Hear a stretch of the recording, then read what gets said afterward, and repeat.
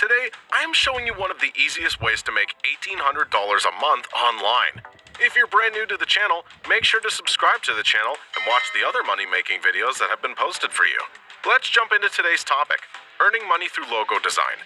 Creating a logo can be very creative and overly challenging. Being an artist allows you to let your imagination run wild, but it also requires a lot of planning to develop the ideal design that still satisfies your client's requirements.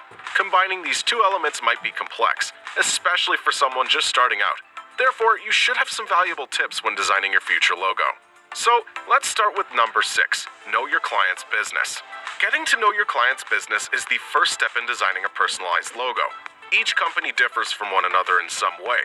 Learn what distinguishes the company from similar businesses in the marketplace. Discovering slight variations is essential. You can find some hints in the design brief provided by the client. But if the brief is vague, pose some pertinent questions to the customer. Inquire of the client who their clients and target market are. Who is the ideal client for the goods or services the company offers? A logo designer needs this information to select the right fonts, colors, and other design components. Number 5 is always to keep practicing. Practice, practice, and practice. Without a certain level of action, do not anticipate overnight success. With a lot of practice, you can learn a skill correctly.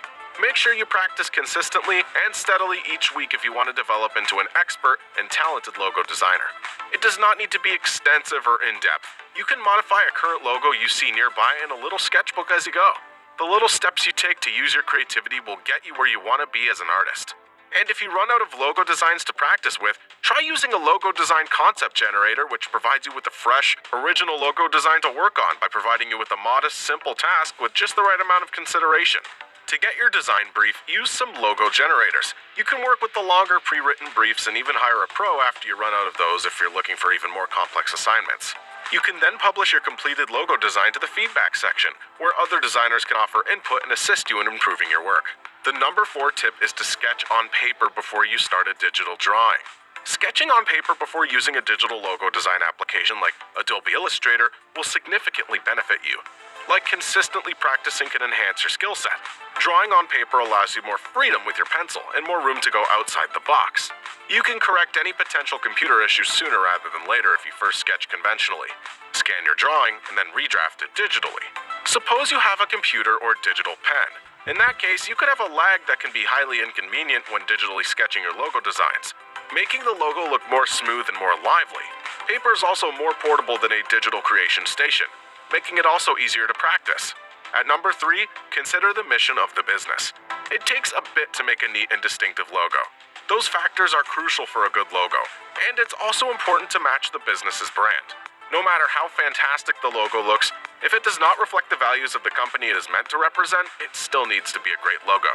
Consider the Harley-Davidson logo as an example. It is cool and still very stylish and classic, perfectly matching the style of their motorcycles and clothing. As another example, Twitter has a highly optimistic and happy logo to emphasize the security and friendliness of its social media network. Since most colors are linked to specific emotions or vibes, choosing the appropriate hue can help a logo incorporate a particular meaning. For instance, red is frequently associated with strength, love, or wrath, like Red Bull, whereas orange is associated with creativity, friendliness, and energy, like Nickelodeon or Fanta. The color purple is considered royal, wise, and spiritual. White is considered to be clean, holy, and pure. Use yellow for more optimistic, happy, and hopeful feelings. Green represents organic growth. Brown is historically significant, wholesome, and natural. Gray is conservative and formal, and black is strong, mysterious, and credible.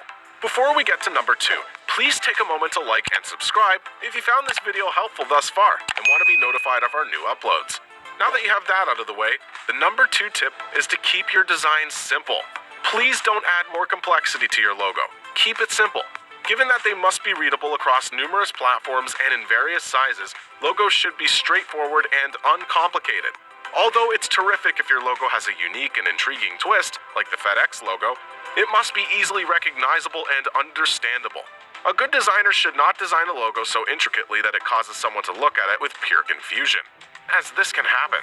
And now for number 1, choose the right software.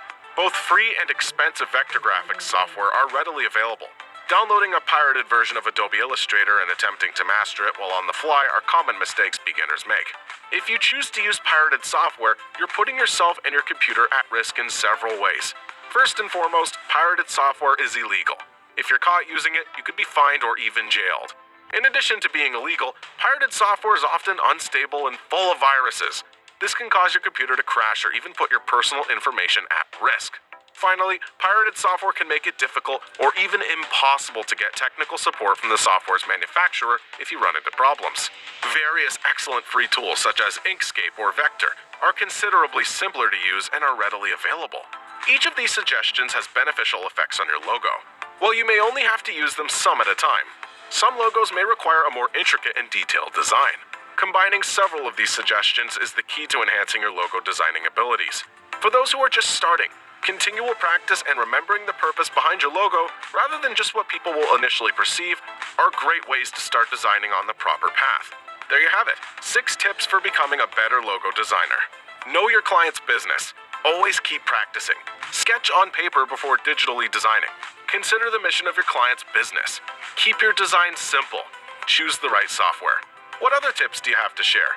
Feel free to let us know in the comments. We may feature them in a future video. Thanks for watching, and we'll see you at the next one.